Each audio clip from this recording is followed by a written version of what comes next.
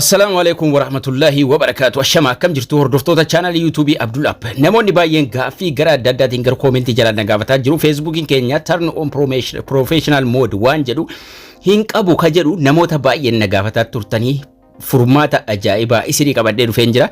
Facebookin keessa maaliif professional mode dhabe akkasuma akka isin star irraa maallaqa hin arganne professional mode yoo on hin goone star irraa maallaqa argachuu hin dandeessan jechuudha. Kanaafuu haala kamiin professional mode kan hin qabne Facebook professional mode irra hin jirre sirreessuu dandeenya ka jedhu waliin ilaallaa irra caalan keessanis commentii jalatti kiyya hin qabu haala kamiin sirreessuu dandeenya kutaa taanu qabadhu kottu akkasuma furmaata isaa nuuf fidi ka jedhu namoota baay'eetu viidiyoon dalageessan jalatti koomentiidhaan nagaafataa ture karaa salphaa ta'e waliin sirreessinee ilaallaa obboleeyyan haaraa taatan subscribe like share hiriyoota keessanii gochuun waliin turaa isiniin jechaa eegan Facebook irra deemne tokkoffaa warra professional mode maali jedhaa jirtanii fi viidiyoo duraa hin argannee fi tuqaa sadee yeroo tuqxanii seetan turn off professional mode jedha amma asirratti ofi haa godhu.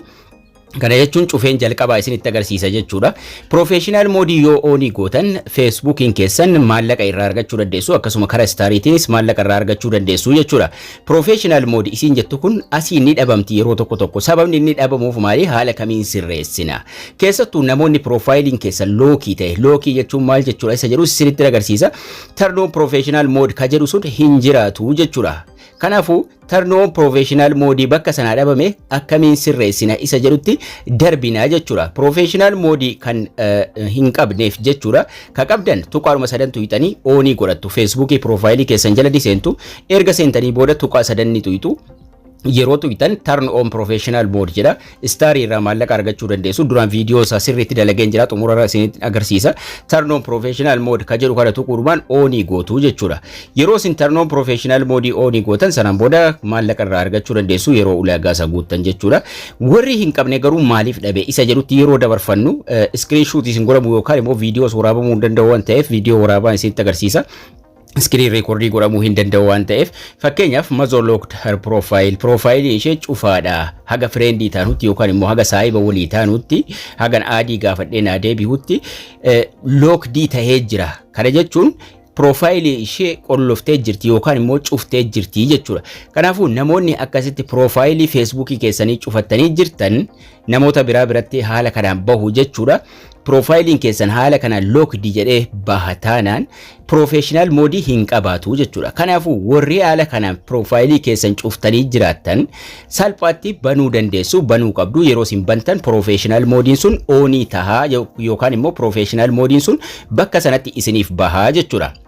So Facebook irra seenna Facebook irra erga seenne booda profile irra tuquu yookaan sarara sadan tuqnee gara profile keenya deemna.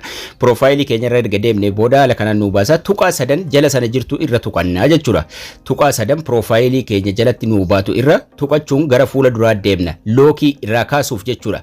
Yoo profiling keessan lock ta'ee jiraate irraa kaasuuf. Yeroo isin tuqxanii deemtan lock profile yoo ta'e cufuufi kuni yoo profile keessan cufuu barbaaddan nama saayibaan ala akka namni biraa isin argine yoo cufuu barbaaddan jechuudha. Garuu immoo yoo cufamee jiraate unlock profile jedhee jiraata jechuudha.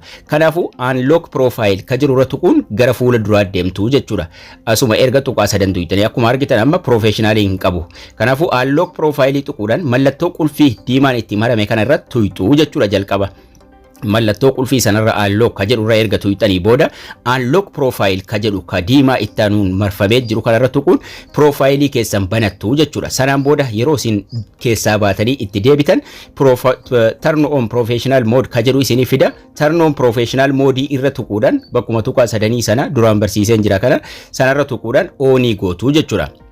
Turn on professional mode yeroo isin tuqxan get paid for your content video maxxansitanii suuraa maxxansitanii waan maraaf kaffaltii akka irraa argachuu dandeenyu nutti hima. Turn on ka jiru tuquudhaan onii godhannaa jechuudha. Kanaafuu profiling keessan haga inni cufaa jirutti professional mode wanni jedhu hin jiraatu jechuudha. Kanaafuu professional modein kun akka isiniif dhufu jalqaba maal gochuu qabdu profile keessan cufaa jiru sana banuu qabdu jechuudha. Unlock gochuu qabdu jechuudha. Tuqaaruma sadan tuqxanii unlock ka jiru tuquudhaan Facebook keessan ka profile lookii ta'ee jiru banattu jechuudha. Warri duraan barnoota kanaa hin arganne haala kanaan barachuu dandeessu. Warri sirriirraa dhabame playlist jala seenuudhaan channel kiyya jala barnoota feesbuukii jala yoo seentan bal'inaan waa'ee istaarii waa'ee feesbuukii as jala argachuu dandeessu isiniin jechaaga haala salphaa ta'e kanaan professional moodii feesbuukiin keessan hin qabu taanaan haala kanaan feesbuukii keessa irratti professional moodii banachuu dandeessu. Steeppiin isaa baay'ee salphaadha. Laayikii sheerii gochuu hin dagatina. Barnoonni keenyas kana fakkaata. Haga barnoota kutaa itti aanu walitti deebinu turtii gaarii nagayaan tura.